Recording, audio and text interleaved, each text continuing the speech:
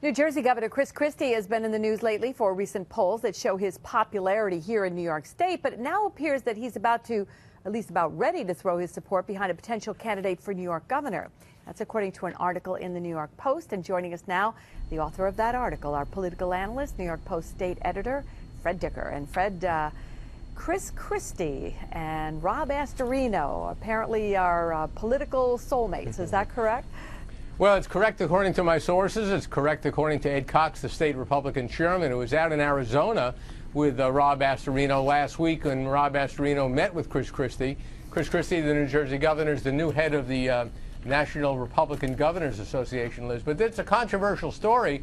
This morning, Governor Cuomo told reporters that he had just gotten a call from Chris Christie in which he said, Governor Cuomo said, that Christie denied the story. Well, that's kind of hard to believe because Christie, after all, as I noted, is the new head of the Republican Governors Association. And what that association is about, it's a political body, is trying to protect incumbent Republican governors and elect new Republican governors. I asked the governor's office, Governor Christie's office today, about that, and they've not gotten back to me or Politico or others who've been trying to check it out. But it seems hard to believe, firstly, that the governor would reveal what presumably was a private conversation, Governor Cuomo, and that secondly, Christie, who's got big problems already, Liz, as you know, with a lot of Republicans across the country who are suspicious about whether or not he's Republican enough when he eyes the presidency in a couple of years. With those problems, why would the governor of New Jersey tell the Democratic governor of New York, I'll keep hands off, a challenge to you? Huh. Do you know, Fred, because I was talking to Pat Bailey a little earlier about this conference call that the governor had with other media members.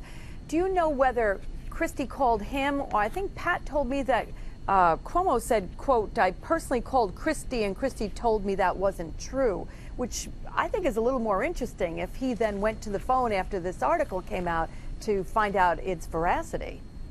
Well, supposedly Christie called Governor Cuomo, to say, well, don't worry about me, I'm not going to do this. But as I said, Ed Cox, the state Republican chairman, who was out there with Astorino and Christie, said that this is what happened.